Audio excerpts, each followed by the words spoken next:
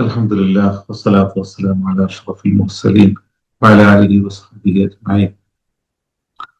പ്രിയമുള്ള സഹോദരി സഹോദരന്മാരെ, എല്ലാവരിലും അല്ലാഹുവിന്റെ രക്ഷയും കരുണയും സദാ ഉണ്ടാവട്ടെ എന്ന് പ്രാർത്ഥിക്കാൻ. ഇടവേളയ്ക്ക് ശേഷം നമ്മൾ സൂറത്ത് ലുഖ്മാൻ വീണ്ടും ആരംഭിക്കുകയാണ്.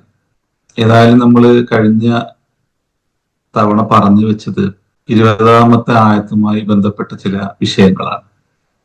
അലം തറ അന്നല്ലാഹ സഖറ ലക്കും മാ ഫിസ് സമാവാതി വമാ ഫിൽ അർദി വഅസ്ബഗ അലൈക്കും നിഅമഹു ളാഹിറതൻ വബാത്തിനഹ വമിനൻ നാസി മൻ യുജാദിലു ഫില്ലാഹി ബിഗൈരി ഇൽമിൻ വലാ ഹുദൻ വലാ കിതാബിൻ മുനീർ. ഇവിടെ നമ്മൾ മനുഷ്യര് പൊതുവെ തർക്കവിതർക്കങ്ങളിൽ അറിവില്ലാതെ ഏർപ്പെടുന്നവരാണ്. ചോദ്യങ്ങൾ ചോദിക്കുക, തർക്കിക്കുക, അത് അറിയാനും പഠിക്കാനും വേണ്ടിയാണെങ്കിൽ അത് ശ്ലാഘനീയമാണ്. അതോടൊപ്പം തന്നെ വ്യക്തമായ ബോധത്തിൽ നിന്ന്, അറിവിൽ നിന്ന് മനുഷ്യന് ചോദ്യങ്ങൾ ചോദിച്ചുകൊണ്ടിരിക്കണം. അതിനപ്പുറം തർക്കത്തിന് വേണ്ടി ചോദ്യങ്ങൾ ചോദിക്കരുത് എന്ന് അള്ളാഹു 20-ാമത്തെ ആയത്തിന്റെ അവസാനം അള്ളാഹു പറഞ്ഞു വെക്കുക. അതിനുശേഷം വൈദാ ഖീല ലഹും ഇത്തബിഉ മാ അൻസലല്ലാഹ്, അവരോട് പറയപ്പെട്ടാല് നിങ്ങൾ അള്ളാഹു ഇറക്കിയതിൽ, അവതരിപ്പിച്ചതിൽ നിങ്ങൾ വിശ്വസിക്കുകയും അതിനെ നിങ്ങൾ പിൻപറ്റുകയും ചെയ്യുവീൻ എന്ന് പറഞ്ഞാല് ഖാലു, അവർ പറയും, ബൽ നത്തബിഉ മാ വജദ്ന അലൈഹി ആബാഅന, ഞങ്ങൾ ഞങ്ങളുടെ പിതാമഹന്മാരെ പിൻപറ്റുന്നവർ, തലമുറകളായി സ്വീകരിച്ച ഒന്നിനെയാണ് ഞങ്ങൾ അവലംബിക്കുന്നത് എന്നവർ പറയും. അവലൗകാന അശ്ശൈത്വാനു യദ്ഊഹും ഇലാ അദാബിസ് സഈർ, നിന്ദ്യമായ നരകശിക്ഷയിലേക്ക് പിശാച് അവരെ ക്ഷണിച്ചാലും അവരത് ചെയ്യോ എന്ന് അള്ളാഹു ചോദിക്കുകയാണ്. അപ്പൊ മനുഷ്യന് അള്ളാഹു നൽകിയ ചിന്ത, ബുദ്ധി, അറിവ്, ഇതിൻ്റെ ഒരു അടിസ്ഥാനത്തിലായിരിക്കണം എപ്പോഴും കാര്യങ്ങളെ നോക്കിക്കാണേണ്ടത്. പ്രത്യേകിച്ച് ജീവിത പൊരുളുമായി, ജീവിത ലക്ഷ്യവുമായി ബന്ധപ്പെട്ട കാര്യങ്ങളെല്ലാം തന്നെ അത് പിതാക്കന്മാർ എന്ത് പറയുന്നു, അല്ലെങ്കിൽ ചുറ്റുപാടിലുള്ളവർ എന്ത് പറയുന്നു എന്നതിനെ അടിസ്ഥാനമാക്കി ആയിരിക്കരുത്. അതിനപ്പുറം തന്നെ സൃഷ്ടിച്ച് പരിപാലിക്കുന്ന സ്രഷ്ടാവിന്റെ നിർദ്ദേശങ്ങൾക്ക് അനുസൃതമായിരിക്കണം ജീവിത ലക്ഷ്യവുമായി ബന്ധപ്പെട്ട കാര്യങ്ങളെ ഉൾക്കൊള്ളുകയും അറിയുകയും പിൻപറ്റുകയും ചെയ്യേണ്ടത് എന്ന വലിയൊരു പാഠം അള്ളാഹു ഇതിലൂടെ മനുഷ്യ കുടുംബത്തിന് പകർന്നു നൽകുകയാണ്. മനുഷ്യനെ സൃഷ്ടിക്കുക മാത്രമല്ല, അതിനപ്പുറം ആ സൃഷ്ടിക്ക് ആവശ്യമായ ജീവിത നിയമങ്ങൾ കൂടി പകർന്നു നൽകിക്കൊണ്ടാണ് മനുഷ്യനെ പ്രപഞ്ചനാഥൻ ആദരിച്ചിട്ടുള്ളത്. അത് കാലഘട്ടങ്ങളിലൂടെ വന്ന പ്രവാചകന്മാരിലൂടെ, ദൈവദൂതന്മാരിലൂടെ ആ ജീവിത നിയമങ്ങളെ അള്ളാഹു, പ്രപഞ്ച സൃഷ്ടാവ് ജഗദീശ്വരൻ മനുഷ്യന് നൽകുകയും അതായിരിക്കണം നിങ്ങളുടെ ജീവിതത്തിന്റെ കാറ്റലോഗ് എന്ന് അവരെ ബോധ്യപ്പെടുത്തുകയും ചെയ്യണം. ഏത് വസ്തു നിർമ്മിച്ചാലും മനുഷ്യൻ തന്നെ അതിന് ഒരു കാറ്റലോഗ് കൂടെ നൽകും. അപ്പൊ അതെങ്ങനെയാണ് നിങ്ങൾ ഉപയോഗിക്കേണ്ടത്, ഏത് രൂപത്തിലാണ് അതിനെ കൈകാര്യം ചെയ്യേണ്ടത് എന്ന് അതിന്റെ നിർമ്മാതാവ് തന്നെ നമുക്ക് ബോധ്യപ്പെടുത്തി തരും. അപ്പൊ ആ നിർമ്മാതാവിന്റെ ഡയറക്ഷനെ പുറന്തള്ളി ഞാൻ എന്റെ സുഹൃത്ത് പറഞ്ഞതുപോലെ, അല്ലെങ്കിൽ എന്റെ കൂടെയുള്ളവർ പറഞ്ഞതുപോലെ, എന്റെ മാതാപിതാക്കൾ പറയുന്നത് പോലെ ഞാനത് ഉപയോഗിക്കുള്ളൂ എന്ന് പറയുന്നത് എത്രമാത്രം വിഡിത്തമാണോ അത്രമാത്രം വിഡ്ഢിത്തമാണ്. മനുഷ്യൻ അവന്റെ ജീവിത പൊരുളിനെ തേടുന്ന വിഷയത്തിൽ ദൈവിക വഴിയെ നിങ്ങൾ അവലംബിക്കണമെന്ന് പറയുമ്പോൾ, അല്ല, ഞങ്ങൾ ഞങ്ങളുടെ പിതാമഹന്മാരിൽ നിന്ന് കൈപ്പറ്റിയ, കണ്ട, സ്വീകരിച്ച ഒന്നേ ഞങ്ങൾ അനുവർത്തിക്കുകയുള്ളൂ, പിന്തുടരുകയുള്ളൂ എന്ന് പറയുന്നത്. അതാണ് ഇതിലൂടെ ലളിതമായിട്ട് ഈ ആയത്തിനെ വിശദീകരിച്ചാൽ നമുക്ക് പറയാൻ പറ്റുക. വിശുദ്ധ ഖുർആനിൽ പലയിടങ്ങളിലായിട്ട് ഇത്തരം ആയത്തുകള് പറഞ്ഞു പോകുന്നുണ്ട്. സൂറത്ത് ബഖറയില്, സൂറത്ത് മാഇദയിലും തന്നെ ഇതുപോലുള്ള ആയത്തുകൾ കാണാം. അപ്പോ സൂറത്ത് ബഖറയിൽ ഇത്തരം ഒരു വിഷയം പറഞ്ഞു വന്നിട്ട് ഖാലൂ ബൽ നത്തബിഉ മാ അൽഫൈന അലൈഹി ആബാഅന എന്ന് പറയുന്നത് കാണാം. അവിടെ അൽഫൈന എന്ന വാക്കാണ് ഉപയോഗിച്ചത്. ഇവിടെ ഖാലൂ ബൽ നത്തബിഉ മാ വജദ്ന അലൈഹി ആബാഅന. ഈ വജദിന അൽഫൈന എന്ന് പറഞ്ഞ രണ്ട് വാക്കിന്റെ ഇടയിലുള്ള വ്യത്യാസം എന്താ? പ്രത്യക്ഷത്തിൽ അതിന്റെ അർത്ഥം ഒന്നാണ്. ഞങ്ങൾക്ക് ലഭിച്ച, ഞങ്ങൾ കണ്ടെത്തിയ, ഞങ്ങൾ അനുഭവിച്ചറിഞ്ഞ ഒന്നിനെ ഞങ്ങൾ പിൻപറ്റുന്നു. അപ്പൊ ഇവിടെ തലമുറകളുടെ പിതാമഹന്മാരുമായി ഉള്ള ബന്ധങ്ങളിലെ ഏറ്റക്കുറച്ചിലിനെ ഇത് തെര്യപ്പെടുത്തുന്നുണ്ട്, ഈ അൽഫൈന വജദന എന്ന രണ്ട് വാക്ക്.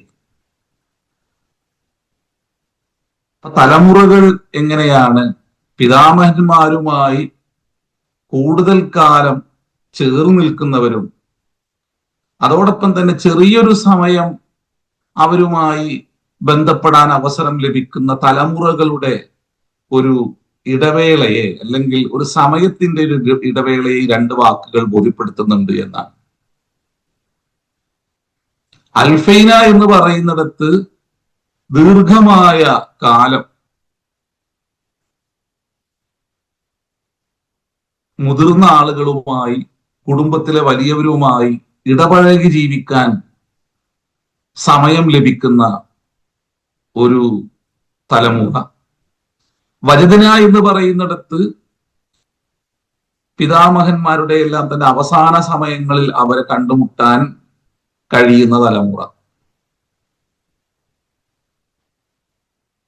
ഇങ്ങനെ രണ്ട് സമയവേളകളിൽ തലമുറകളുമായി സന്ധിക്കുന്ന, പിതാമഹന്മാരുമായി സന്ധിക്കുന്ന, ബന്ധപ്പെടുന്ന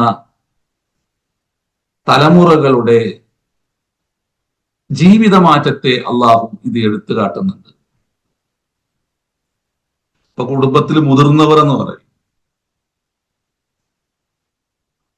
ഇപ്പൊ മുതിർന്ന കുട്ടിക്ക് ഒരു പിതാവിനോട്, ഉമ്മയോട് ലഭിക്കുന്ന സമയവും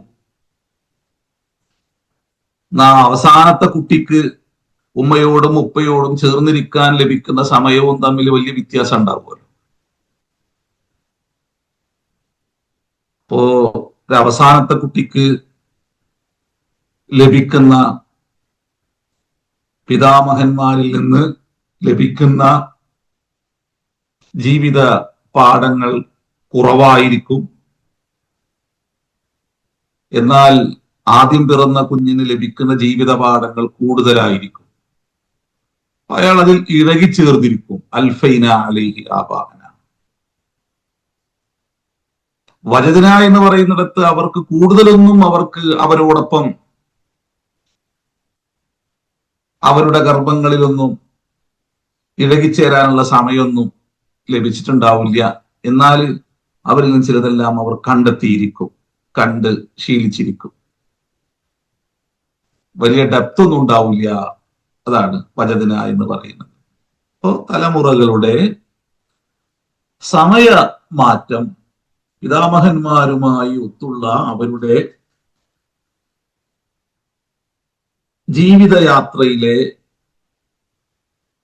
ഈ രൂപത്തിലുള്ള ഇടവേളയെ ഈ രണ്ട് വാക്കുകൾ ബോധ്യപ്പെടുത്തുന്നുണ്ട്. അതുകൊണ്ടാണ് അങ്ങനെ അള്ളാഹു ഉപയോഗിച്ചത്. രണ്ട് രൂപത്തിലാണെങ്കിലും മനുഷ്യനെ സംബന്ധിച്ചിടത്തോളം അവൻ ഉത്കൃഷ്ടനാകുന്നത്, ഉന്നതനാകുന്നത് കാര്യങ്ങളെ ശരിയാവണ്ണം ചിന്തിച്ച് പഠിച്ച് സത്യവും അസത്യവും വേർതിരിച്ചറിഞ്ഞ് അതിനെ കൈകാര്യം ചെയ്യാൻ കഴിയുമ്പോഴാണ്. മനുഷ്യന് ആത്മാവുള്ളവനാണ് എന്നുള്ളത് കൊണ്ട് തന്നെ, ആത്മാവാണ് അവനിൽ ചിന്തയും വിവേകവും എല്ലാം ഉണർത്തുന്നത് എന്നുള്ളത് കൊണ്ട് തന്നെ അവൻ അതിനെ നന്നായി ഉപയോഗിക്കണം. അതും ആ വിഷയവും അള്ളാഹു പലയിടങ്ങളിലും പറഞ്ഞു പോകുന്നുണ്ട്. ഇപ്പോ ഖുർആനിലേക്ക് വന്നു കഴിഞ്ഞാല് ഇത്തരം ആയത്തുകളുടെ അവസാനം അള്ളാഹു പറയുന്ന ചില വിഷയങ്ങളുണ്ട്. അതായത് അവലൗകാന ആബാഉഹും ലാ യഖിലൂന ശൈഅൻ വലാ യഹ്തദൂൻ, സൂറത്ത് ബഖറയിലെ 170 അവരോട് അള്ളാഹു അവതരിപ്പിച്ചതിൽ നിങ്ങൾ വിശ്വസിക്കുകയും അതിനെ പിൻപറ്റുകയും ചെയ്യുമെന്ന് പറഞ്ഞാല് ഞങ്ങൾ ഞങ്ങളുടെ പിതാമഹന്മാരിൽ നിന്ന് സ്വയത്തമാക്കിയതിനെ, കണ്ടതിനെ ഞങ്ങൾ പിൻപറ്റും എന്ന് പറയുന്നവരോട് അള്ളാഹു ചോദിക്കുന്ന ഒരു വർത്താനാണ് അവലൗകാന ആബാഉഹും ലാ യഖിലൂന ശൈഅൻ, അവരൊന്നും ചിന്തിക്കാത്തവരാണെങ്കിലും അവരങ്ങൾ പിൻപറ്റൂ. സൂറത്ത് മാഇദയിലേക്ക് വരുമ്പോൾ അവലൗകാന ആബാഉഹും ലാ യഅലമൂന ശൈഅൻ വലാ യഹ്തദൂൻ, അവിടെ യഅലമൂന എന്ന് ഉപയോഗിക്കുന്നത്. അപ്പൊ ഈ യഖിലൂന യഅലമൂന എന്ന രണ്ട് വാക്കിന്റെ ഇടയിലുള്ള വ്യത്യാസം എന്താ? നമ്മൾ ഈ പറഞ്ഞതുപോലെ അൽഫൈന വജദന എന്ന് പറയുന്ന പോലെ അവിടെ ഒരു വലിയൊരു വിഷയമുണ്ട്. മനുഷ്യന് അള്ളാഹു ബുദ്ധി നൽകിയിട്ടുണ്ട്, ചിന്ത നൽകിയിട്ടുണ്ട്. ഏതൊരു കാര്യത്തെയും കണ്ടാല് അതിനെക്കുറിച്ച് ചിന്തിച്ച് അതിൻ്റെ ഉള്ളിലുള്ള കാര്യങ്ങളെ മനസ്സിലാക്കി ഉൾക്കൊള്ളാനുള്ള അവസ്ഥയും, എന്നാൽ മേൽപ്പരപ്പിൽ നിന്നൊരു വിഷയത്തെ മനസ്സിലാക്കി അതിനെ ഉപയോഗിക്കാനും ഉള്ള അവസരവും മനുഷ്യൻ അള്ളാഹു നൽകിയിട്ടുണ്ട്. ഇപ്പൊ നമ്മളിൽ ഉപയോഗിക്കുന്ന മൊബൈല്, അതിന്റെ ഉള്ളിലുള്ള സംവിധാനങ്ങളെ കുറിച്ചൊന്നും നമുക്ക് അറിയൊന്നുമില്ല, നമ്മളത് ഉപയോഗിക്കുന്നുണ്ട്. ഈ മൊബൈല് എന്ന് പറയുന്നത് മനുഷ്യന്റെ തന്നെ മറ്റൊരു പ്രതിരൂപമാണ്. അവന്റെ ചിന്തയുടെ, അവന്റെ ബുദ്ധി വൈഭവത്തിന്റെ എല്ലാം തന്നെ ഒരു മറ്റൊരു പ്രതിരൂപമാണ് അവൻ നിർമ്മിക്കുന്ന ഏതൊന്നും. മനുഷ്യൻ നിർമ്മിക്കുന്നതെല്ലാം തന്നെ അവനുമായിട്ടോ അവൻ കാണുന്ന ഒന്നുമായിട്ടോ പ്രപഞ്ചത്തിലുള്ള അവൻ ചിന്തക്ക് പഠനത്തിന് വിധേയമാക്കുന്ന ഒന്നുമായിട്ട് ബന്ധമുണ്ടാവും. ചിലതെല്ലാം അവനെ തന്നെ റീപ്ലേസ് ചെയ്യലേക്കാരം അവൻ ചെയ്യുക. ഇപ്പൊ കമ്പ്യൂട്ടറിൽ അത് മനുഷ്യൻ അവനെ കുറിച്ച് തന്നെ ചിന്തിക്കുമ്പോൾ ഉണ്ടാകുന്ന സംഗതികളാണ്. അവന്റെ ഏത് നിർമ്മിതിക്ക് പിറകിലും അവൻ കാണുന്ന ഒന്നിനെ കോപ്പി ചെയ്യുന്നതായിരിക്കും അവന്. അപ്പൊ ഈ മൊബൈൽ നമ്മൾ ഉപയോഗിക്കുന്നുണ്ട്, അതിന്റെ ഉള്ളിലുള്ള സംവിധാനങ്ങളെ കുറിച്ച്, എങ്ങനെയാണ് നിർമ്മിക്കുന്നതിനെ കുറിച്ചൊന്നും നമുക്ക് അറിയില്ല.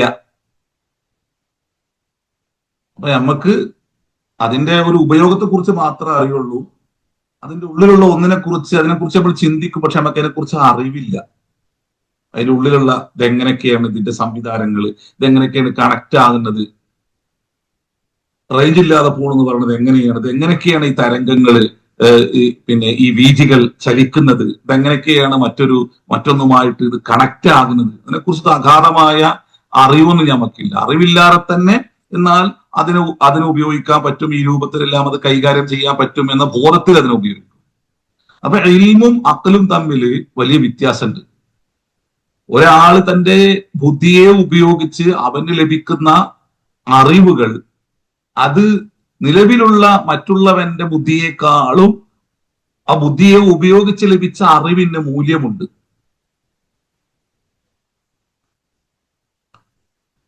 അപ്പൊ ബുദ്ധി ഉപയോഗിച്ച് അറിവ് നേടുക എന്നുള്ളത്, അറിവ് എന്നുള്ളത് അപ്പൊ അതിനേക്കാളും മഹത്തരമായ ഒന്നാണ്, അതിനേക്കാളും മഹത്തരമായ ഒന്നാണ്. ഇവിടെ രണ്ടു തരത്തിൽ ഈ വാക്കിനെ അള്ളാഹു ഉപയോഗിച്ചിരിക്കണോ.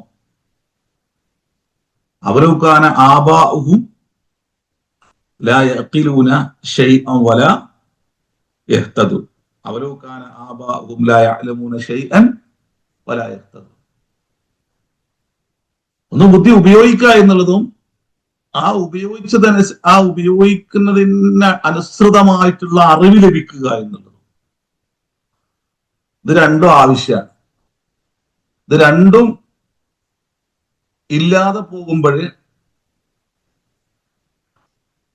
ഇല്ലാതിരിക്കുന്ന വ്യക്തികളിൽ നിന്ന് എന്തെങ്കിലും സ്വീകരിക്കുക എന്നുള്ളത് അത് അപകടകരമായ ഒന്നാണ്. അത് ജീവിതത്തെ വഴിതെറ്റിക്കും. അതാണ് നമ്മൾ നേരത്തെ പറഞ്ഞത്, മനുഷ്യനിർമ്മിത ഏതൊന്നിനും അത് ചിന്തിച്ച് ആ ചിന്തയിലൂടെ അറിവുകൾ കണ്ടെത്തി, തിയറികൾ കണ്ടെത്തി, ഇൽമ് ആ ബോധം ലഭിച്ച് അതിലൂടെ നിർമ്മിക്കുന്ന ഒന്നിനെ അതെങ്ങനെ ഉപയോഗിക്കണം എന്നുള്ളതിന് അതിന്റെ സംവിധായകൻ മുന്നോട്ട് വെക്കുന്ന ചില നിയമങ്ങള്, മാർഗരേഖകള്, അതിനെ അവലംബിക്കാതിരിക്കുക എന്നുള്ളത് എന്താണ്? അത് മനുഷ്യർക്കിടയിൽ തന്നെ അർത്ഥശൂന്യമായ ഒന്നാണ്. അത് വിലയിരുത്തപ്പെടുന്നത് അത് പൊട്ടത്തരാണ്, വിഡ്ഢിത്തമാണ് എന്നുള്ളതാണ്. ഇതേപോലെ തന്നെയാണ് മനുഷ്യൻ എന്ന് പറയുന്നതും ഒരു പ്രൊഡക്റ്റാണ്. അതിന്റെ തുടക്കവും ഒടുക്കവും ശേഷം സംഭവിക്കാതിരിക്കുന്നതുമായ ഒന്നിനെ കുറിച്ചുള്ള മനുഷ്യനോടുള്ള അതിന്റെ സംവിധായകന്റെ കൽപ്പനകളെ, നിർദ്ദേശങ്ങളെ പാലിക്കാതെ പോവുക എന്ന് പറയുന്നത് അത് ഭൗതിക ലോകത്ത് മനുഷ്യർക്കിടയിൽ അവൻ നിർമ്മിച്ച ഒന്നിന്റെ നിയമരേഖയെ അത് ഉപയോഗിക്കുന്നവൻ ഏത് രൂപത്തിൽ സ്വീകരിക്കാതെ പോകുമ്പോൾ ഉണ്ടാകുന്ന അപകടങ്ങൾ എന്തൊക്കെയാണോ അതുപോലത്തെ അപകടങ്ങൾ ഉണ്ടാകും. അങ്ങനെ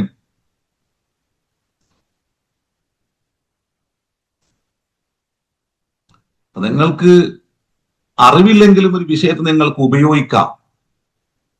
പക്ഷെ നിങ്ങൾ എന്ത് വേണം? ആ ചിന്ത ഉപയോഗിച്ച് അറിവ് നേടിയ ആളെ നിങ്ങൾ എന്താക്കണം? അതിൽ അവലംബിക്കണം. ഇത് രണ്ടില്ലാത്ത അവസ്ഥ ഉണ്ടാകാൻ പാടില്ല. അത് അള്ളാഹു വളരെ ഗൗരവത്തിലാണ് ഉണർത്തുന്നത്.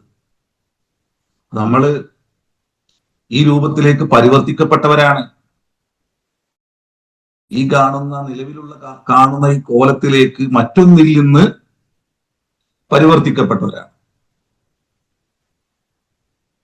പൊതുവെ ഈ രൂപത്തിലേക്ക് വന്നതിന് ശേഷം രൂപപ്പെട്ട എന്തൊന്നിൽ നിന്നാണോ നാം ഈ രൂപത്തിലേക്ക് മാറ്റപ്പെട്ടത്, ആ അടിസ്ഥാന ബിന്ദുവിനെ കുറിച്ച് ചിന്തിക്കാത്തവരാണ് മനുഷ്യരിൽ ഭൂരിപക്ഷം. അപ്പോ അവനറിയാതെ അവന് ഒരു തരത്തിലുള്ള ഇടപെടലുമില്ലാതെ അവന് സങ്കല്പിക്കാൻ കഴിയാത്ത ഒരിടത്ത് അവൻ രൂപപ്പെട്ടു. അവിടെ നിന്ന് മറ്റൊരു ലോകത്തേക്ക് അവൻ വരുന്നു. അവൻ രൂപപ്പെട്ട ഒരിടത്ത് ആരെങ്കിലും പോയിട്ട് മറ്റൊരു ലോകത്തേക്ക് നീ ഇനി പോകും എന്ന് പറയുമ്പോൾ, ഇപ്പോൾ മനുഷ്യൻ ഇനി മറ്റൊരിടത്തേക്ക് നിന്നെ കൊണ്ടുപോകും എന്ന് പറയുമ്പോൾ ഏത് രൂപത്തിൽ നിഷേധിക്കുന്നുവോ അതുപോലെ നിഷേധിക്കും മനുഷ്യൻ. അങ്ങനെ ആരെങ്കിലും പറഞ്ഞിരുന്നെങ്കിൽ അവൻ അവിടെ വെച്ച് അത് നിഷേധിക്കുമായിരുന്നു. അപ്പൊ നമ്മുടെ മനുഷ്യന്റെ ഒന്നാമത്തെ മൗഖിഫായ സ്റ്റേജായ ഒരു ഉമ്മയുടെ ഗർഭാശയത്തിൽ നിന്ന് അവനോട് മറ്റൊരു ലോകമുണ്ട് എന്ന് പറഞ്ഞാൽ ഏത് രൂപത്തിൽ അതിനെ അവൻ നിരാകരിക്കുമോ അതുപോലെയാണ് ഭൂമിയിലെത്തി മറ്റൊരു ലോകമുണ്ടെന്ന് പറയുമ്പോൾ അവൻ നിരാകരിക്കുന്നത്. അപ്പൊ അവൻ അറിയാത്തൊരു ലോകത്തിൽ നിന്നും അവൻ ഒരു പരിചയവും ഇല്ലാത്തൊരു ലോകത്തേക്ക് അവനെ കൊണ്ടുവന്നെങ്കിൽ ഇനി ഒരു പരിചയവും ഇല്ലാത്തൊരു ലോകത്തേക്ക് അവനെ കൊണ്ടുപോകാൻ പ്രാപ്തനാണ്, കഴിവുറ്റവനാണ് നിന്റെ നാഥൻ. അപ്പോൾ നിന്റെ ജീവിത വഴിയിൽ നീ എങ്ങോട്ടെല്ലാം ഏതെല്ലാം ഇടങ്ങളിലേക്ക് നീ എത്തുമോ അതിനെക്കുറിച്ചുള്ള അറിവും ജ്ഞാനവും പകരുന്നത് നിന്നെ ഇങ്ങോട്ട് കൊണ്ടുവന്ന നാഥന്റെ നിയമനിർദ്ദേശങ്ങളാണ്. അതിനെ നിരാകരിക്കുക എന്ന് പറയുന്നത് അത് വലിയ അപകടം സൃഷ്ടിക്കുന്ന ഒന്നാണ്. അപ്പൊ ഇവിടെ ഇത്തബിഉമ അൻസലല്ലാ, അള്ളാഹു അവതരിപ്പിച്ചതിനെ നിങ്ങൾ പിൻപറ്റൂ എന്ന് പറഞ്ഞാൽ എല്ലാ വേദങ്ങളെയും എല്ലാ വേദസമൂഹങ്ങളും എല്ലാ മനുഷ്യരും അടിസ്ഥാനപരമായിട്ട് അവരുടെ വേദങ്ങളിലേക്ക് എന്താക്കണം, ഒന്ന് കടന്നു ചെന്ന് അവിടെ എന്താണ് പറഞ്ഞത് എന്നുള്ളത് നോക്കണം. നമ്മളെ സമൂഹത്തിലേക്കെല്ലാം നോക്കിയാൽ മതി. വേദങ്ങൾ ഉണ്ടെന്നേ പറയുള്ളൂ. ആ വേദങ്ങളുടെ പേര് പോലും അറിയില്ല. അതിലെന്താണ് പറഞ്ഞിരിക്കുന്നത് എന്നറിയില്ല. അതിലെ ഒരു വചനം, ചെറിയൊരു വചനം പോലും ഉദ്ധരിക്കുവാനോ പറയുവാനോ കഴിയില്ല. അത്രമാത്രം വേദങ്ങളിൽ നിന്നും അകന്നു പോയിട്ടുണ്ട്. അവര് കേൾക്കുന്നത് ആരെയാണ്? അതിനെക്കുറിച്ച് അല്പെല്ലാം പഠിച്ച് അവരുടെ താല്പര്യങ്ങളെ കൂടി മുമ്പിൽ വെച്ച് കാര്യങ്ങളെ ദുർവ്യാഖ്യാനം ചെയ്യുന്ന, അല്ലെങ്കിൽ താല്പര്യങ്ങൾക്കനുസരിച്ച് അതിനെ വ്യാഖ്യാനിക്കുന്ന ആളുകളെ ഒരിക്കൽ പോലും അതൊന്നും വായിക്കുകയോ അതിൻ്റെ ഉള്ളിലുള്ള സത്ത ഉൾക്കൊള്ളുകയോ അതിനനുസരിച്ച് ജീവിതത്തെ നോക്കിക്കാണുകയോ ചെയ്യുന്നവരല്ല. അപ്പൊ ഈ ആയത്തിന്റെ എല്ലാം ശരിയായ വ്യാഖ്യാനം നമ്മുടെ ചുറ്റുപാടിലേക്കെല്ലാം നോക്കിക്കഴിഞ്ഞാൽ നമുക്കറിയാം. അത് പല തിന്മകളും ചെയ്യുന്ന അറബി പേരുള്ള സമൂഹത്തിലേക്ക് നോക്കിയാലും നമുക്കത് കാണാൻ പറ്റും. അവരെ കൈകാര്യം ചെയ്യുന്ന ആളുകൾക്കും വേദങ്ങളെ കുറിച്ചിട്ടുള്ള ബോധലുണ്ട്. പക്ഷേ പ്രശ്നം എന്താന്ന് വെച്ചാല് അത് കൈകാര്യം ചെയ്യുമ്പോൾ അവരുടെ സ്വാർത്ഥതയെ മുമ്പിൽ വെച്ചുകൊണ്ട് അതിനെ വ്യാഖ്യാനിക്കും. അപ്പൊ അതിന്റെ ശരിയായ ലക്ഷ്യത്തെക്കുറിച്ച് ബോധ്യപ്പെടുത്തി കഴിഞ്ഞാൽ അവർക്ക് നഷ്ടപ്പെടാതിരിക്കുന്ന ഒന്നിനെ കുറിച്ച് അവർ എപ്പോഴും വ്യാകുലരായിരിക്കും. അതുകൊണ്ട് അതിനെ എങ്ങനെയെല്ലാം തങ്ങൾക്ക് അനുകൂലമായി അതിനെ വ്യാഖ്യാനിക്കണം അതുപോലെ വ്യാഖ്യാനിച്ചു പോകും. അപ്പൊ ഇവിടെ അള്ളാഹു മനുഷ്യനോട് പറയാൻ, നിങ്ങൾക്ക് ബുദ്ധി അള്ളാഹു തന്നിക്കണ്, നിങ്ങൾ അതിനെ കുറിച്ച് ചിന്തിച്ച് ആലോചിച്ച് സ്വയം പഠിച്ച് നിങ്ങൾ എന്താക്കണം, നിങ്ങളെ ജീവിത ലക്ഷ്യത്തെ നിങ്ങൾ തിരിച്ചറിയണം. തർക്കത്തിനൊന്നും യാതൊരു അടിസ്ഥാനവും ഇല്ല എന്നാണ് പറയുന്നത്. കാരണം മേലെ പറഞ്ഞല്ലോ, യുജാദിലു ഫില്ലാഹി ബിഗൈരി ഇൽമിൻ വലാ ഹുദൻ വലാ കിതാബിൻ മുനീർ. ഈ തർക്കങ്ങളെല്ലാം നടക്കുന്നത് വേദങ്ങളെ കുറിച്ച് പഠിക്കാത്തതാണ്. അപ്പൊ നമ്മുടെ നാട്ടിലേക്ക് നോക്കിക്കഴിഞ്ഞാൽ തന്നെ ഹറാം ഹലാൽ ചർച്ചകൾ, അവിടെ ഒതുങ്ങി നിൽക്കുന്നത് ഈ രണ്ട് വാക്കാണ്. അറബി വാക്കിനെ നോക്കിയിട്ട് ഇതൊന്നും ഞങ്ങൾക്ക് പറ്റിയതല്ല എന്ന രൂപത്തിലാണ് ആ ചർച്ച നടക്കുന്നത്. പക്ഷേ ആ വാക്കുകളുടെ ആശയത്തിലേക്ക് നോക്കിക്കഴിഞ്ഞാൽ അതിന്റെ അർത്ഥം എന്താണെന്ന് മനസ്സിലായി കഴിഞ്ഞാൽ അതിന് തുല്യമായ വാക്കുകൾ എല്ലാ വേദങ്ങളും ഉപയോഗിച്ചു പോകുന്നുണ്ട്. ഭാഷാപക്ഷപാതിത്വം കൊണ്ടോ മത വിവേചനം കൊണ്ടോ മതം എന്ന് പറയുന്ന ഒരു കടിച്ചാപ്പൊട്ടി വാക്കിന് മുമ്പിൽ വെച്ചിട്ട്, അല്ലെങ്കിൽ മനുഷ്യർക്കിടയിൽ ഭിത്തികൾ നിർമ്മിക്കുന്ന മതം എന്ന് പറയുന്ന വളരെ അർത്ഥശൂന്യമായ ഒരു വാക്കിനെ വെച്ചുകൊണ്ടോ എല്ലാം ആണ് ഇന്ന് മനുഷ്യര് ഇത്തരം കാര്യങ്ങളെ വിലയിരുത്തുന്നത്.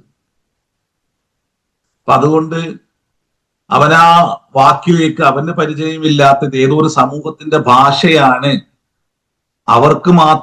അവർക്കിടയിൽ മാത്രം ഉപയോഗിക്കുന്ന എന്തോ ഒന്നാണ് എന്ന രൂപത്തിലാണ് ആ വിഷയങ്ങളെല്ലാം അവർ കൈകാര്യം ചെയ്യുന്നത്. അതുകൊണ്ട് ദിവസങ്ങളോളം ആഴ്ചകളോളം ചർച്ച നടക്കുന്നത് ഹറാമ് ഹലാല്. വേദങ്ങളെ കുറിച്ച് പഠിക്കാത്തൊരു സമൂഹം ഇനി ബലി കൊടുക്കാൻ പറ്റൂലേ? ഇനിയിപ്പോ ചർച്ച വരാൻ ഇനിയിപ്പോ കുറച്ചൊന്നും ചർച്ച വരും, അങ്ങനെ പറ്റോ ഇല്ലേ എന്നുള്ളത്. അപ്പൊ ആ വേദങ്ങളെ കുറിച്ച് ചർച്ചയേ വരുന്നില്ല.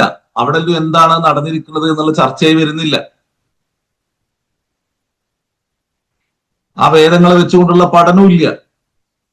ഈ ചർച്ചക്ക് പോകുന്നവർക്കും അറിയില്ല ആ വേദത്തിൽ എന്താണ് പറഞ്ഞിരിക്കുന്നത്. ഈ രൂപത്തിൽ നിങ്ങൾക്ക് നൽകിയ വേദങ്ങളെ നിങ്ങൾ പിൻപറ്റൂ എന്ന് പറഞ്ഞാല് ഒരു പറയില്ല, ഞങ്ങളുടെ തലമുറകളെല്ലാം ഞങ്ങളുടെ വലിയുപ്പമാർ വലിയുമ്മമാർ എല്ലാം തന്നെ ഞങ്ങൾക്ക് കാണിച്ചു തന്നത് എന്താണോ അതേ ഞങ്ങൾ അനുവർത്തിക്കുകയുള്ളൂ. ഈ വാദമാണ് എല്ലാ കാലത്തും സമൂഹത്തിൽ പ്രശ്നങ്ങളും സംഘർഷങ്ങളും എല്ലാം ഉണ്ടാക്കിയിട്ടുള്ളത്. എന്നാൽ വേദങ്ങൾ ഇതിനെല്ലാം തന്നെ സമീകരിക്കുന്നുണ്ട്. നിലവിലുള്ള എല്ലാ പ്രശ്നങ്ങളെയും അത് പരിഹരിക്കുകയും ശരിയായ മനുഷ്യ ജീവിതത്തിന്റെ സുഗന്ധപൂർണമായ ജീവിതാവസ്ഥയെ അതെല്ലാം തന്നെ ബോധ്യപ്പെടുത്തുകയും ചെയ്യുന്നുണ്ട്. അപ്പൊ വേദങ്ങളിലേക്ക് മനുഷ്യൻ മടങ്ങുക എന്നുള്ളതാണ്. അതുകൊണ്ട് എല്ലാ കാലത്തുമുള്ള വേദങ്ങളെ നസീബ് എന്ന വാക്കുകൊണ്ട് ഖുർആൻ വിശദീകരിക്കുന്നുണ്ട്. നസീബ്, അലം തറ ഇലല്ലദീന ഊതു നസീബം മിനൽ കിതാബി. വേദങ്ങളിൽ നിന്ന് പങ്ക് നൽകിയ ഒരു സമൂഹത്തെ നിങ്ങൾ കാണുന്നില്ലേ? അലം തറ ഇലല്ലദീന ഊതു നസീബം മിനൽ കിതാബി യുദഊന ഇലാ കിതാബില്ലാഹി. വേദപങ്ക് നൽകിയ സമൂഹത്തെ പൂർണ്ണ നിയമങ്ങളടങ്ങിയ ഈ വേദത്തിലേക്ക് അവരെ ക്ഷണിച്ചാൽ, അലം തറ ഇലല്ലദീന ഊതു നസീബം മിനൽ കിതാബി യശ്തറൂന ളലാല. വേദ പങ്ക് നൽകിയ ഒരു സമൂഹം വഴികേടിനെ വിലക്ക് വാങ്ങുന്നത് നീ കാണുന്നില്ല. ഇങ്ങനെ ഖുർആന് 3-4 സ്ഥലങ്ങളിൽ നസീബ് എന്ന വാക്കിനെ വെച്ചുകൊണ്ട് വേദ പങ്ക് നൽകിയ സമൂഹം എന്ന രൂപത്തിൽ കഴിഞ്ഞുപോയ വേദ നിയമങ്ങളെ പടച്ച തമ്പുരാന് പ്രപഞ്ചനാഥൻ സർവേശ്വരൻ പരിചയപ്പെടുത്തുന്നുണ്ട്. ആ വേദ നിയമങ്ങളെ കാലഘട്ടങ്ങളിലൂടെ മാറ്റങ്ങൾക്ക് അല്ലെങ്കിൽ അതിനെ തലമുറകളിലൂടെ കൈമാറി മുഹമ്മദ് റസൂലുള്ളാഹിയിലേക്ക് എത്തുമ്പോൾ അൽ കിതാബ് നൽകിക്കൊണ്ട് പൂർണ്ണ നിയമരൂപം, നിയമ വ്യവസ്ഥിതി നൽകിക്കൊണ്ട് മനുഷ്യ കുടുംബത്തെ കഴിഞ്ഞുപോയ മുഴുവൻ വേദങ്ങളിലുമുള്ള ഒരു നിയമത്തിന്റെ പൂർണ്ണതയെ സമ്മാനമായി നൽകിക്കൊണ്ട് മനുഷ്യ കുടുംബത്തോട് നല്ല ജീവിതത്തിന് വേണ്ടി ഇതിലെല്ലാം ഉണ്ട്, ഇങ്ങോട്ട് വരുമെന്ന് പറയുകയാണ്. അല്ലാതെ ഇതൊരു പുതിയതാണ്, അതിൽ നിന്ന് വേറിട്ട എന്തോ ആണ് എന്ന് പറയല്ല ചെയ്യുന്നത്. പക്ഷേ അങ്ങനൊന്നും അല്ല പലപ്പോഴും നമ്മളും കൈകാര്യം ചെയ്യുന്നത്. അതുകൊണ്ടുള്ള അപകടമുണ്ട്. നമ്മളും അങ്ങനെയല്ല പറയുക. നമ്മൾ വേറിട്ടൊരു സാധനമാണ്, എന്തോ ഒന്നിന്റെ വാക്താക്കളാണ് എന്ന രൂപത്തിലാണ് നമ്മളും പലപ്പോഴും പറയാ. നമ്മൾ എന്ന് പറഞ്ഞാൽ ഈ അറബി പേരുള്ള ആൾക്കാർ. അപ്പൊ അത് തിരിയായ്മണ്ട്. അതിനെ ഖുർആനിലേക്ക് നന്നായി മടങ്ങി മനുഷ്യ കുടുംബത്തിനിടയിൽ എപ്പോഴും ഹൃദയബന്ധത്തെ ഊട്ടിയുറപ്പിക്കാനുള്ള അഗാധമായ ശ്രമം നടത്തണം. അതിന് പ്രവാചകന്മാരെ നന്നായി പിൻപറ്റി അവർ പഠിപ്പിച്ച മാർഗത്തെ ഏറ്റവും നന്നായി തിരിച്ചറിഞ്ഞ് മുഹമ്മദ് റസൂലുള്ളാഹിനെ ജീവിതത്തിൽ ഉസ്വത്തായി സ്വീകരിച്ച് മാതൃകയായി സ്വീകരിച്ച് ആ പരിശുദ്ധ റസൂലിന്റെ ജീവിതത്തെ ഏറ്റവും നന്നായി പ്രയോഗവൽക്കരിക്കാൻ ഈ സമൂഹത്തിന് സാധിക്കണം. അതിലൂടെ ഒരു ജനതക്ക് ജീവനും ജീവിതവും അതിനാവശ്യമായ വെള്ളവും വെളിച്ചവും നൽകാൻ കഴിയണം. പക്ഷെ അത് പലപ്പോഴും എന്തുകൊണ്ടോ നടക്കാതെ പോണു എന്നുള്ളത് അത് നമ്മുടെ ഒരു ദുരന്തമായിട്ട് നമുക്ക് മനസ്സിലാക്കി അള്ളാഹുവിനോട് മാപ്പ് ചോദിക്കാം. അൻസലല്ലാഹ് ഖാലൂ ബൽ നത്തബിഉ മാ വജദ്നാ അലൈഹി ആബാഅനാ അവലൗ കാന ശൈത്വാനു യദ്ഉഹും ഇലാ അദാബിസ് സഈർ. ഇവിടെ തന്നെ ശൈത്താന് അവരെ ക്ഷണിച്ചാലും നരകാഗ്നിയിലേക്ക് ക്ഷണിച്ചാലും അവരവരെ പിൻപറ്റുമോ എന്ന് ചോദിക്കുകയാണ്. അപ്പൊ എന്തുകൊണ്ടാണ് ശൈത്താനെ ക്ഷണിക്കുക എന്ന് പറഞ്ഞത് എന്നുള്ളതാണ്. രണ്ടു തരത്തിലാണ് മനുഷ്യന് തിന്മയുമായിട്ട് സന്ധിക്കുക. ഒന്ന്, അവനിൽ തന്നെ ഉയരുന്ന തിന്മയുടെ ഒരു ത്വരയാണ്. പിശാചിന്റെ ഇടപെടല് അത് നഫ്സിന്റെ അമ്മാറത്തും ബിസ്സൂഇന്റെ ശരീരത്തിന്റെ ഇച്ഛയുടെ ആദ്യ കാൽവെപ്പിന് ശേഷമാണ് പിശാച് അതിനെ മനോഹരമാക്കി അവതരിപ്പിക്കുക. അതുകൊണ്ട് പിശാച് തന്നെ നാളെ പടച്ചോന്റെ സന്നിധിയിൽ ഇതിനെല്ലാം കാരണം നിങ്ങളുടെ തന്നെ തീരുമാനമാണെന്ന് പറഞ്ഞ് കൈയൊഴിയുന്ന ഒരവസ്ഥയെ അള്ളാഹു എടുത്തു കാട്ടുന്നുണ്ട്.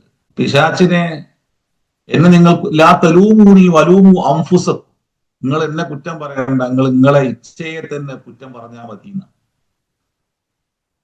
വലൂമു അംഫുസക്കും, നിങ്ങൾ അതിനെ ശപിച്ചാൽ മതി, അതിനെ കുറ്റം പറഞ്ഞാൽ മതി. അപ്പൊ മനുഷ്യനിൽ അള്ളാഹു രണ്ടു തരത്തിലുള്ള ബോധം നിക്ഷേപിച്ചിട്ടുണ്ട്. അൽഹമഹ ഫുജൂറഹ വതഖ്വാഹ ഖദ് അഫ്ലഹ മൻ സക്കാഹ വഖദ് ഖാബ മൻ ദസ്സാ. മനുഷ്യനിൽ തന്നെ കുടികൊള്ളുന്ന രണ്ട് ബോധാണ് നന്മ തിന്മ എന്നുള്ളത്. ആരാണോ നന്മയെ പിൻപറ്റുന്നത് അവൻ വിജയിക്കും, ആരാണോ തിന്മയെ പിൻപറ്റുന്നത് അവൻ പരാജയപ്പെടും. പിന്നെ പടച്ച തമ്പുരാൻ പഠിപ്പിക്കുന്ന സത്യം തുടക്കം അത് കയ്പാണെങ്കിലും അതിന്റെ അന്ത്യം മധുരമാണെന്ന് പറയുന്നത് പോലെ തിന്മയുടെ തുടക്കം മധുരമായി അവന് തോന്നുമെങ്കിലും അന്ത്യം വളരെയേറെ കയ്പുള്ളതായിരിക്കും. അപ്പൊ മനുഷ്യൻ തുടക്കത്തിലുള്ള ഒന്നിന്റെ രസത്തിൽ അങ്ങ് ലയിച്ച് ആത്യന്തികമായി അവന് ലഭിക്കുന്ന ഒരു അപകടത്തെ മറക്കുന്നവനാണ് മനുഷ്യൻ. സ്ഥായിയായ സന്തോഷവും സ്ഥായിയായ സമാധാനവും കണ്ടെത്തുന്നതിനപ്പുറം നൈമിഷികമായ സുഖങ്ങളും അതിനുശേഷം ഉണ്ടായേക്കാവുന്ന അപകടങ്ങളെ മറക്കുകയും ചെയ്യുന്ന വല്ലാത്തൊരു വിഡ്ഢിയായ സൃഷ്ടിയാണ് മനുഷ്യൻ. അതുകൊണ്ടാണ് മനുഷ്യൻ ചിലതെല്ലാം അങ്ങ് ചെയ്തു കളയും, പിന്നെ അവനെ വല്ലാതെ ഖേദിക്കും. ഇപ്പൊ നഫ്സ് അമ്മാറത്തും ബിസു, പിശാച് തന്നെ പറയുന്നത് പോലെ വലൂമു അംഫുസക്കും. അപ്പൊ നമ്മളിൽ നിന്നാണ് ആദിക്ക്, ഈ നഫ്സിൽ നിന്നാണ് ആദിക്ക് തിന്മ ചെയ്യാനുള്ള പ്രേരണ ഉണ്ടാകുക.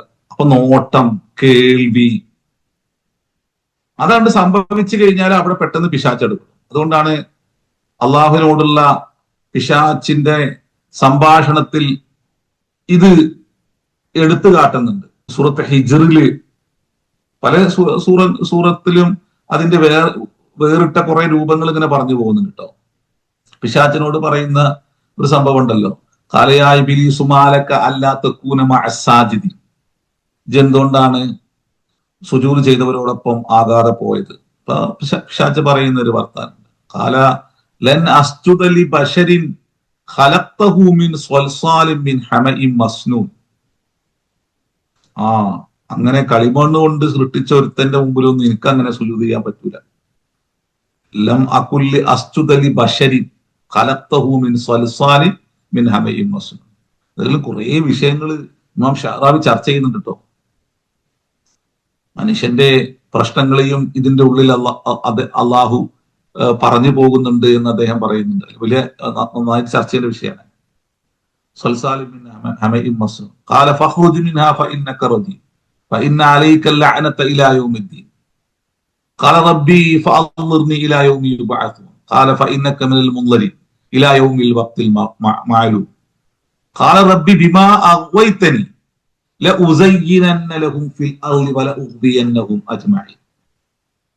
അവര് എന്നെ പുറത്താക്കാൻ അവര് കാരണമായതുകൊണ്ട് ഭൗതിക ലോകത്ത് അവരുടെ തെറ്റായ കർമ്മങ്ങളെ അലങ്കാരമായി ഞാൻ അവർക്ക് തോന്നിപ്പിക്കും. ലഹും ഫിൽ അർളി, ഏറ്റവും അതിന്റെ തുടക്കം അവർക്ക് വല്ലാത്ത ആനന്ദമുള്ളതാക്കി കൊടുക്കും. വല ഉഹ്ബിയന്നഹും അജ്മഈൻ, എന്നിട്ട് ഞാൻ അവരെ വഴിപിഴപ്പിക്കും. അപ്പോ അത് അവിടെ ആ വാക്ക് തന്നെ അത് കിടക്കുന്നുണ്ട്. ലഹും ഫിൽ അർളി. അപ്പോ ഒരു വസ്തു ിലേക്ക് നമ്മൾ നോട്ടമോ കാഴ്ചയോ സംഭവിച്ച് നമ്മുടെ ഉള്ളിൽ അതിനെ കുറിച്ചിട്ടുള്ള ഒരു ത്വര രൂപപ്പെടുമ്പോൾ അവിടെ പിശാച് ഇടപെട്ട് നമുക്ക് എന്താക്കും? അപ്പോ അമ്മാറത്തും ബിനഫ്സിനെ എപ്പോഴും സൂക്ഷിക്കണം. അതിന് എന്താണ് മാർഗം അള്ളാഹു പറയുന്നുണ്ട് കേട്ടോ. അതില്ലാതിരിക്കാൻ എന്താണ്? ഇനിയിപ്പോ ഈ സൂറത്തിൽ അതിനെ കുറിച്ചിട്ടുള്ള വിശദീകരണം ഉണ്ട്. അപ്പൊ അതെങ്ങനെ?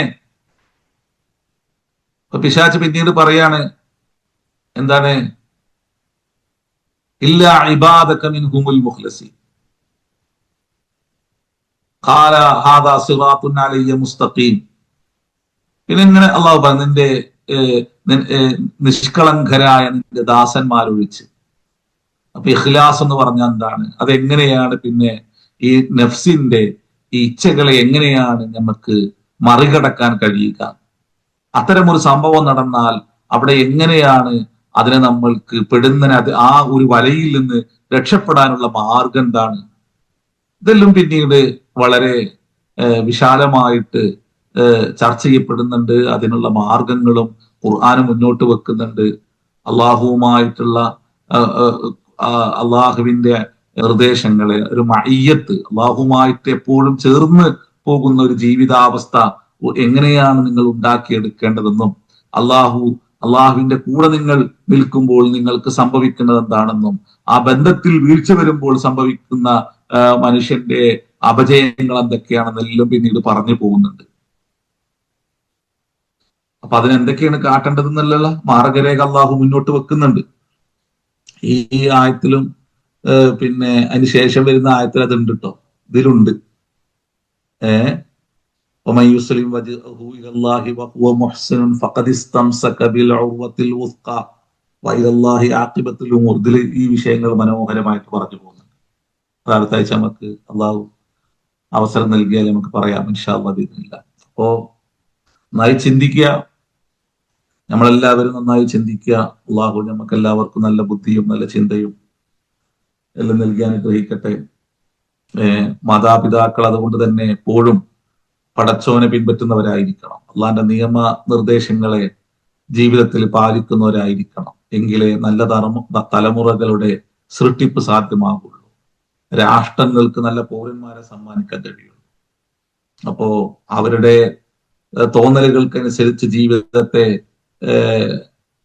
പരിചയപ്പെടുത്തി കൊടുക്കലോ പഠിപ്പിക്കലോ അല്ല മാതാപിതാക്കൾ ചെയ്യേണ്ടത്.